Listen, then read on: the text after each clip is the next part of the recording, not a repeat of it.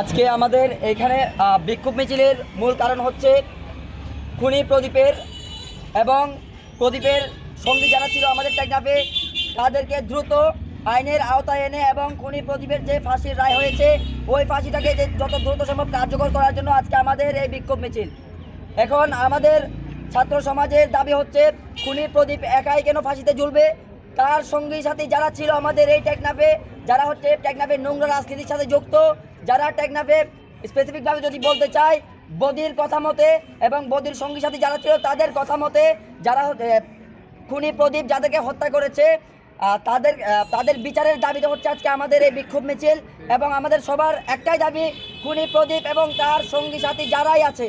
সে হোক না মিডিয়ার, হোক না রাজনৈতিক কোনো দলের, সে যারই হোক যেখানেরই হোক, তাকে দ্রুত আইনের আওতায় এনে এবং খুনি প্রদীপের ফাঁসি যত দ্রুত সম্ভব কার্যকর করতে হবে।